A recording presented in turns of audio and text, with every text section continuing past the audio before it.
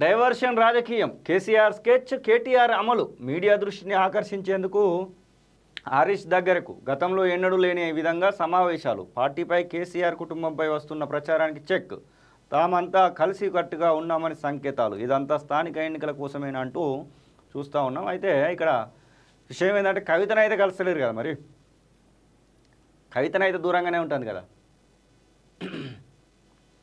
కేసీఆర్ నయా స్కెచ్ వేశారు. పార్టీపై నేతలపై రోజుకో తీరుగా జరుగుతున్న ప్రచారానికి అడ్డుకట్ట వేసేందుకు పక్కా ప్రణాళికలు అమలు చేస్తున్నారు. మీడియా దృష్టిని ఆకర్షిస్తున్నారు. ప్రభుత్వంపై కన్నా ప్రతిపక్షం బీఆర్ఎస్ పైనే చర్చ జరిగేలా చర్యలు చేపట్టారు.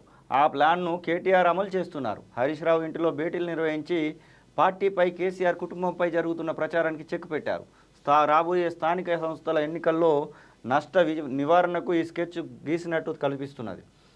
అందులో కేసీఆర్ దిట్టనేనట. రాజకీయ వ్యూహాలు రచించడంలో గులాబీ అధినేత కేసీఆర్ దిట్ట. ఆయన స్కెచ్ వేస్తే పక్కాగా సక్సెస్ అవుతుంది. ఆ విషయం రాజకీయ నాయకులకు, విద్యావేత్తలకు, పార్టీలోని నేతలకు సైతం తెలుసు. అయితే అసెంబ్లీ ఎన్నికల్లో ఓటమి పాలైన తర్వాత పార్టీలో కొంత స్తబ్దత కనిపించింది. ఈ మధ్య కాలంలోనే యాక్టివిటీస్ ముమ్మరం చేశారు. అయితే పార్టీపై అదే స్థాయిలో సోషల్ మీడియా వేదికగా ప్రచారం ఊపందుకున్నది.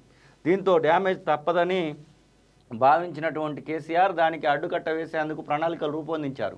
హరీష్ రావును పక్కకు పెట్టారని, ఆయన పార్టీ మారుతున్నారనే ప్రచారం విస్తృతం కావడంతో క్యాడర్ తెగ కంగారు పడింది. పార్టీకి నష్టం జరుగుతుందని భావించినటువంటి కేసీఆర్ అటెన్షన్ డైవర్షన్ చేయాలని భావించినట్టు సమాచారం. పార్టీ వర్కింగ్ ప్రెసిడెంట్ కేటీఆర్ను స్వయంగా హరీష్ రావు ఇంటికి వెళ్ళి మాట్లాడాలని సూచించడంతో ఆయన వెళ్ళినట్టు విశ్వసనీయ సమాచారం. 2 రోజుల పాటు తాజా రాజకీయ పరిణామాలు, పార్టీపై జరుగుతున్న దుష్ప్రచారానికి అడ్డుకట్ట వేసేందుకు సుదీర్ఘంగా చర్చించారు. కలిసి ముందుకు పోవాలని, పార్టీని బలోపేతం చేసేందుకు ప్రభుత్వంపై పోరాడడానికి సన్నద్ధం కావాలని నిర్ణయించారు. తమ కుటుంబంలో విభేదాలు లేవని కలిసికట్టుగా ఉన్నామనే సందేశం క్యాడర్కి ఇచ్చారు.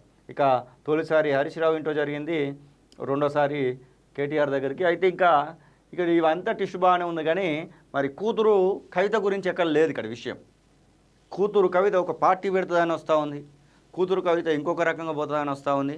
మరి చూడాలి కూతురు ఏం చేయబోతుంది అనేది.